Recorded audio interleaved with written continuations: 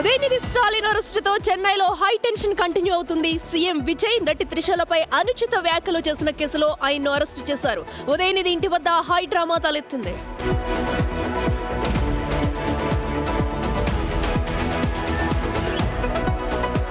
భద్రాచలం వద్ద గోదావరి వరద ఉధృతి తగ్గింది. పరిస్థితి సాధారణ స్థితికి వస్తోంది. అధికారులు ప్రమాద హెచ్చరికలను ఎత్తేశారు.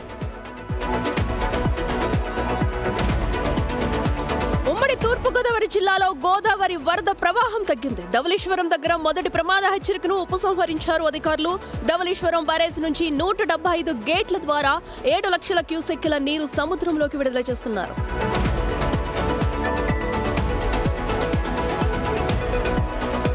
నైరుతి రుతుపవనాలు వేగంగా కదులుతున్నాయి. వీటి ప్రభావంతో రాష్ట్రంలో మోస్తరు నుంచి భారీ వర్షాలు కురిసే అవకాశం ఉంది. పార్వతీపురం, మన్యం, విజయనగరం, అల్లూరి, విశాఖ, అనకాపల్లి జిల్లాలలో భారీ వర్షాలు కురుస్తాయని వాతావరణ శాఖ తెలిపింది. విశాఖ గంగవరం బీచ్ లో గల్లంతైన ఇద్దరి కోసం సెర్చ్ ఆపరేషన్ కంటిన్యూ అవుతుంది. ఇద్దరు విద్యార్థులు గల్లంతైన 72 గంటలు గడుస్తున్నా వారి జాడ తెలియడం లేదు. నేవీ హెలికాప్టర్లు, అడ్వాన్స్డ్ డ్రోన్లు, సేఫ్టీ బోట్ల సహాయంతో ముమ్మరంగా గాలిస్తున్నారు.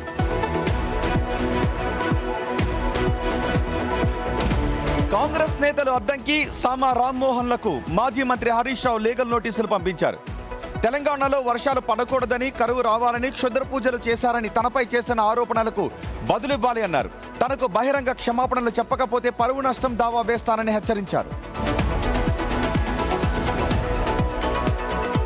పెండింగ్ ప్రాజెక్టులపై రేవంత్ రెడ్డి సర్కార్ స్పెషల్ ఫోకస్ పెట్టింది. పర్యావరణ అనుమతులే లక్ష్యంగా అడుగులు వేస్తుంది. ఇందుకోసం త్వరలో ఢిల్లీకి మంత్రుల బృందం వెళ్లనుంది. పలు ప్రాజెక్టులు 6 నెలల్లో పూర్తి చేయాలని డెడ్ లైన్ పెట్టుకుంది తెలంగాణ సర్కార్.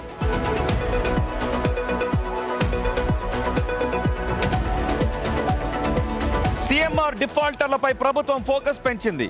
ఎర్లీ వార్నింగ్ సిస్టమ్ అమలుపై మంత్రి ఉత్తమ్ కుమార్ ఇవాళ కీలక సమీక్ష నిర్వహిస్తున్నారు.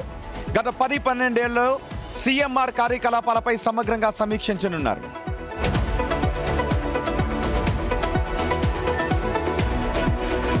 సూర్యాపేట జిల్లా నడగూడు మండలంలో రోడ్డు ప్రమాదం జరిగింది. రామాపురం వద్ద నాట్ల పనులకు వెళుతున్న కూలీల ఆటో బోల్తా పడింది. ఈ ప్రమాద సమయంలో ఆటోలో 13 మంది మహిళలు ఉన్నారు. 4 తీవ్ర గాయాలయ్యాయి.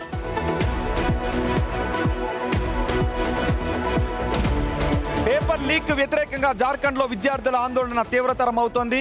జేపీఎస్సీ రద్దుకు డిమాండ్ చేస్తూ విద్యార్థులు ఆమరణ దీక్షకు దిగారు. ఈ ఆందోళనలకు సీజేపీ మద్దతు పలకడం టెన్షన్ పుట్టిస్తోంది.